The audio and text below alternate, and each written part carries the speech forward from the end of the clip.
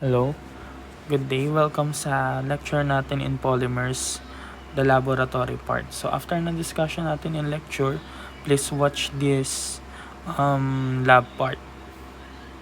So let's discuss it.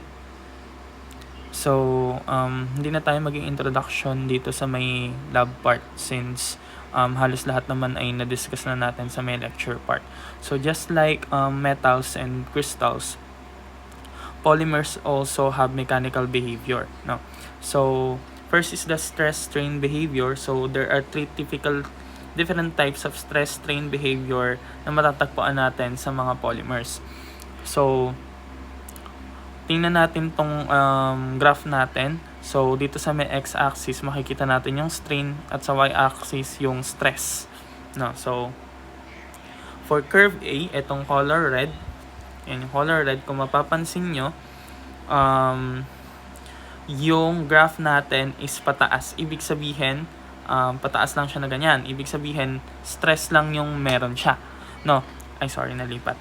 No, stress lang yung meron siya and then yung strain niya wala. Ibig sabihin, our curve A is a brittle polymer. So, brittle yung polymer natin. Ibig sabihin, nagpa-fracture siya. No, while deforming elastically. No, so ibig sabihin hindi siya elastic, brittle kasi siya. And then next is the letter B. Kung makikita niyo dito sa letter B, yung graph niya katulad lang din ng sa curve A natin, 'di ba? So, kung mapapansin niyo, ibahin natin yung color, gawin natin color yellow para makita natin. So, kung mapapansin niyo, gaganyan siya. Tataas siya na ganun and then bababa siya. So, yung behavior niya is plastic-like behavior. So, ibig sabihin yung material natin is plastic. No? And then, medyo similar siya for many metallic materials. And then, for curve C, yan, yung curve C natin. So, yung sa curve C is color green. Kung mapapansin nyo dito sa may curve C natin, yung strain niya is mahaba agad pero yung stress na i-input natin sa kanya is hindi pa ganon kataas. No. So, ibig sabihin, the curve C is totally elastic. Ito ay elastic. So, ito namang si letter B ay plastic. So, ayun lang naman yun. And then, yung mga polymers na elastics, ang tawag sa kanila ay elastomers.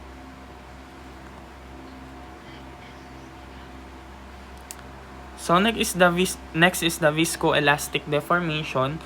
So, for intermediate temperatures, the polymer is rubbery solid that exhibits the combined mechanical characteristics of these two extreme. So, the condition daw ay tinatawag natin na viscoelasticity. So, for an amorphous polymer, it may behave like glass at low temperature. And then, rubbery solid naman at intermediate na temperature, kaya siya nagkakaroon ng curve na ganyan. And then, viscous liquid as the temperature is further raised. So, as long as tumataas yung temperature, mas nagiging viscous na siya. So, for relative small deformations, the mechanical behavior at low temperatures may be elastic. So, in conformity to Hooke's law, at the highest temperature, viscous or liquid-like behaviors prevails. So, mas nagpe-prevail siya.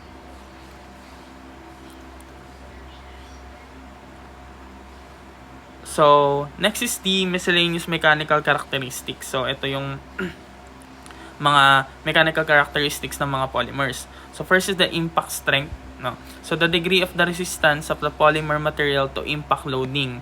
No, yung strength niya, kung gaano ba siya katibay. As with the metals, polymers may exhibit ductile or brittle fracture, katulad nga nung nasa curve A natin kanina, under impact loading conditions. So, nakadepende kasi sa type ng polymer kung siya ay magiging brittle, kung plastic-like or elastic siya. Kasi 'di ba, nakadepende yung tatlo na yon sa type ng polymer na meron tayo. Kung linear ba siya, kung branch ba siya, kung network ba siya, or cross-link ba siya. Ay, sorry, nalipat. And then, next is the fatigue, no? Kung gaano ba paulit-ulit na ginagamit yung polymer natin. So, polymer may experience fatigue failure under conditions of cyclic loading kapag paulit-ulit. As with metals, fatigue occurs at the stress levels that are low relative to the yield strength.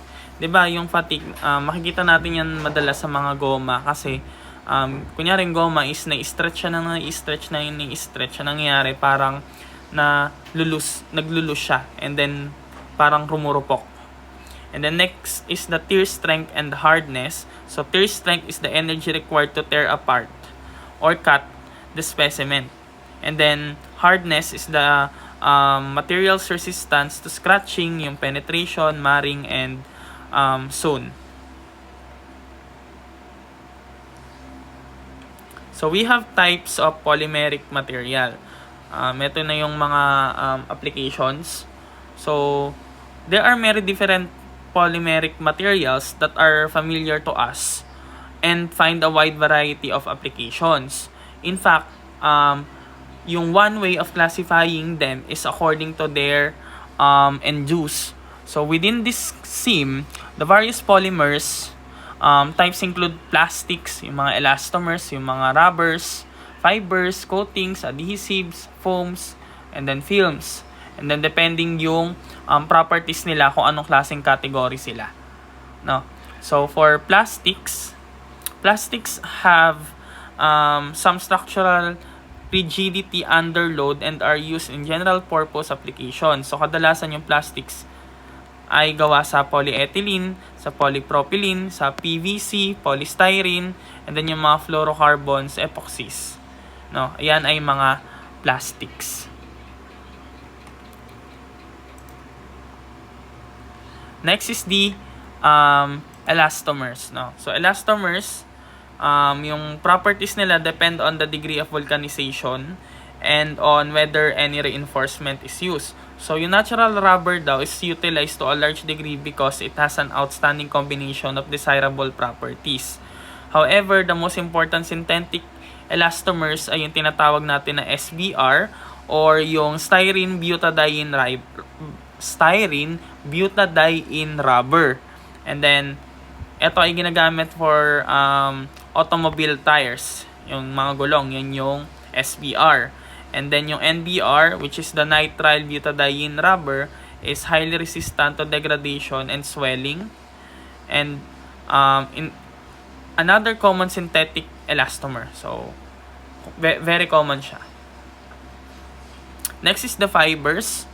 So ang fibers is fiber polymers are capable of being drawn into long filaments having at least 100 to 1 length to diameter ratio. Ibig sabihin 100 meters in 1 meter, mga ganon, or 100 cm in 1 cm yung ratio niya. Kaya siya maninipis. So, most commercial fibers polymers are utilized in the textile industry, being woven or knit into cloth or fabric. So, fibers may be subjected to variety of mechanical deformations such as yung stretching, twisting, shearing, and abrasion. Kasi kadalasan yung fibers yung ginagawa natin sa damit, di ba? Kaya exposed yung fiber sa mga ganong klaseng mechanical deformations. And then,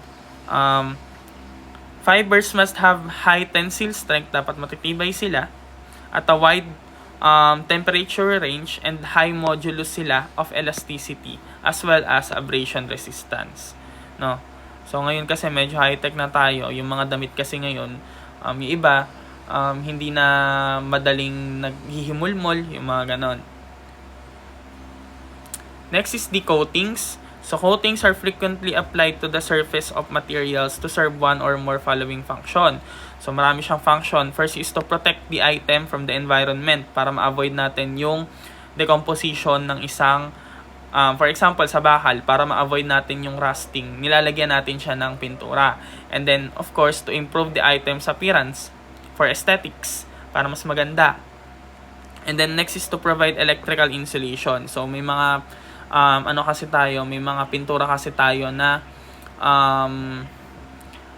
anong tawag doon, hindi sila nagko-conduct ng electricity or insulator sila. So many of the ingredients in coating materials are polymers, so the majority of which organic in origin. So this organic coating falls into several different classifications. Ano ba yung mga organic coatings natin or yung mga coatings natin? Yung paint, yung mga varnish or yung varnish na tinatawag nila, yung enamel, ito yung nasa ngipin, yung nilalagay, and then yung mga lacquer, and then yung mga shellac. Next is the adhesives. So, adhesives is a substance used to bond together the surfaces of the two solid materials. No? And then, meron daw tayong two types ng bonding mechanism ng adhesives. First is yung mechanical, and next is the chemical. No, and then for mechanical, there is actual penetration of the adhesives into surface pores and crevices. And then sa chemical naman, it involves intermolecular forces, which is the van der Waals, yung mga hydrogen bonding, yung mga ionic bonds, yung mga ion dipole, yung mga dipole-dipole moment. So, yun yung mga yon. Next is the films. So, films is a polymeric materials have found widespread use in the form of thin films. So, films have thickness between 0.025 and 0.125 millimeter and fabricated and used extensively as bags for packaging foods and other merchandise. And then yung mga textile products natin and other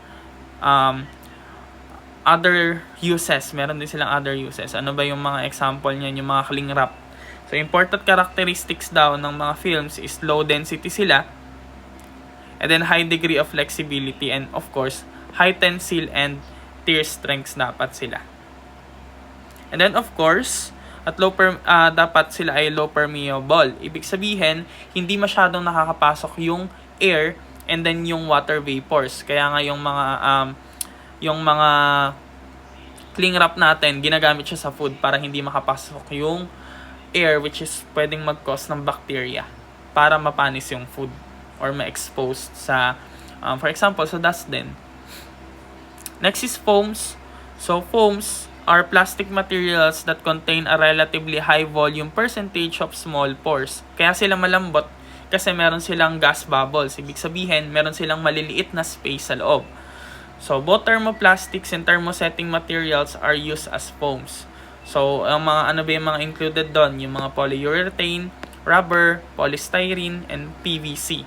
So, foams are commonly used as cushions in automobiles and furniture as well as packaging and thermal insulations. So, paano naman nasisynthesize yung polymer? So, sa may lecture part kasi nabanggit natin yung tinatawag natin na polymerization, di ba? So, the synthesis of these large molecules is termed as polymerization. It is simply the process by which monomers daw are linked together to generate long chains composed of yung repeat units natin. So, meron tayong types ng polymerization. First is the addition polymerization. So, for addition polymerization, tinatawag din natin to na chain reaction polymerization. A process which monomers units are attached one at a time in a chain-like fashion to form a linear molecule. So, the composition daw of the resultant product molecule is an exact multiple for that of the original reactant monomer. So, meron daw tayong stages na involved in addition polymerization. First is the initiation, propagation, and then the termination. So, first is the initiation. So, during initiation, yung example natin dito is polyethylene din, yung katulad na example natin sa lecture. So, during the initiation step, an active center is capable of propagation and form reaction between the initiator or yung catalyst, which is yung R group, in a species and the monomer unit. Ito yung ating repeat unit, di ba? So, magre-react daw. So, ito, aatakihin niya to, magre-react sila to form bonds between the R and then the C. And then ito, yung double bond dyan ay maaalis. Again, kaya siya nawawala kasi mas stable si carbon at 4 bonds. Ibig sabihin, di ba nabanggit na natin last time na si carbon is tetravalent. So, yun yun. And then, yun yung initiation. Yung reaction between the initiator and then yung ating active species, which is yung repeat unit natin na polyethylene. Next is the propagation. So, propagation is the linear growth of the polymer chain. Ibig sabihin, ito yung sunod-sunod na pag-a-add natin ng mga repeat unit or yung mga monomeric unit natin hanggang sa humaba siya. So, tuloy-tuloy ng tuloy-tuloy yan, ng tuloy-tuloy, ng tuloy-tuloy. So, magre-react, tapos magre-react ulit. So, eto, atakihin yan yung bagong repeat unit natin dito. So, ganun siya. And then last is the termination. So, termination is the end. No? So, propagation may end or terminate in different ways. So, first is the active ends of the propagating chains may link together to form molecule. Ang tawag daw doon ay combination termination. For example, we have two na katulad nito na meron tayong initiator tas nag-react. So, ibig sabihin, magkakaroon na tayo ng dead end dyan. No? So, that is one example of termination. Next is the disproportionation termination. So, ito naman is, it involves two growing molecules that react to form two dead chains, terminating the growth of each other. So, parang katulad lang din nung kanina to, no? Yung sa may combination. Ito kasi nag-combine. Dito naman, pareho silang dead chain. No? Ay, sorry. No? Kung mapapansin nyo yan. So, ito din. So, the molecular weight is governed by the relative rates of initiation, propagation, and termination. So, ordinarily, they are controlled to ensure the production of polymer having the desired degree of polymerization. No? So, ito kasi, we involve two growing molecules. And then, ito naman is two propagating chains. Yun lang yung pinagkaiba nila. No? Ito ay growing, yung isa ay propagating. So, next is the another type of polymerization. Yung kanina ay yung addition. Ito naman ay yung tinatawag natin na condensation polymerization. So, dito, no reactant species has the chemical formula of the repeat unit. And the intermolecular reaction occurs every time a repeat unit is formed. So, for example, ito, meron tayong ethylene glycol at terphtalic acid. Ang condensation polymerization, kadalasan kasi nangyayari to sa mga living systems sa ating mga tao or sa ating mga living organisms. No, ang nangyayari diyan, nagkakaroon tayo ng condensation. Ibig sabihin, inaalis natin nagkakaroon tayo ng elimination of water molecules kaya napupunta na siya dito. And then, yung dalawang molecule natin ay magkakadugtong. So, that is the condensation polymerization. And then, let's talk about the polymer additives, no?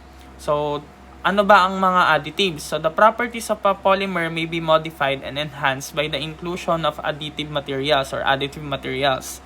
So, pandagdag lang. So, dinadagdag natin sa may polymer natin to enhance or to modify it. So, first is yung mga tinatawag natin na colorants. Ano ba ang colorants? So, colorants, ibig sabihin, sila yung nagbibigay ng color dun sa may polymer natin. No, such as yung mga dyes and then yung mga pigments. So, yun lang naman yun. Next is the flame retardants. No.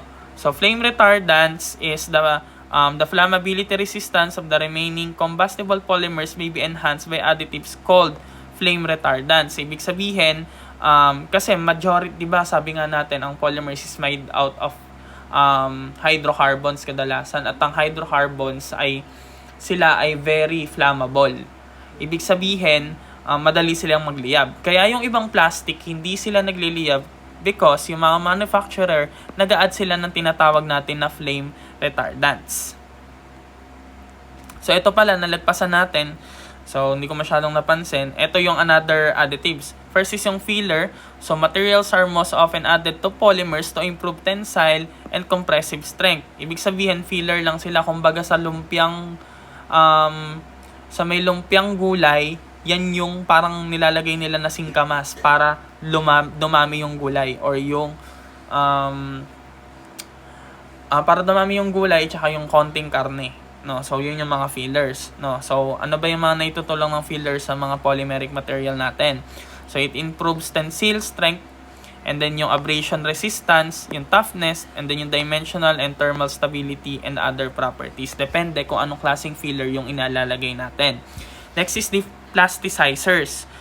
So, yung plasticizers is yung the flexibility, ductility, and toughness of polymer may be improved with the aid of additives called plasticizers. So, ini-increase niya yung tatlo na to. Next is the stabilizers. So, some polymeric materials under normal environmental conditions are subjected to rapid deterioration and generally in terms of mechanical integrity. So, additives that counteract deteriorative processes are called stabilizers. Para syempre, mas stable yung ating mga polymer.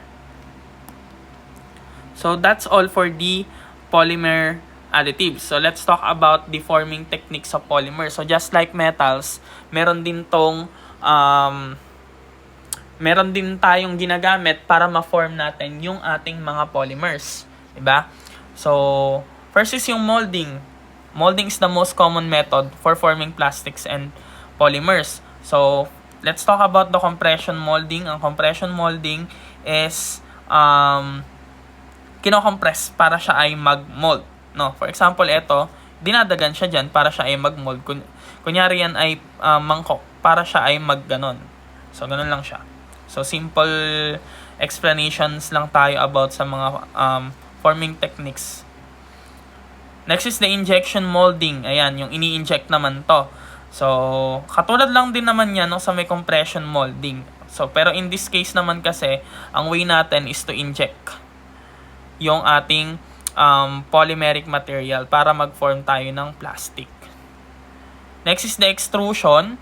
So, extrusion is the molding of viscous thermoplastic under pressure. So, under pressures to an open-ended die. No, so, ito ay similar sa extrusions ng mga metals. So, ito ay gumagamit tayo ng screw, tapos umiikot yung screw na yan, tapos lalabas siya doon. Next is the blow molding. Ito, kadalasan yung blow molding, ginagamit to sa mga babasagin. No, yung hinihipan nila. Yun, yung, for example, gumagawa ng mga laboratory apparatuses or yung bote. Ang ginagawa nila doon ay blow molding. Next is the casting. So, like metals, polymeric materials may be cast.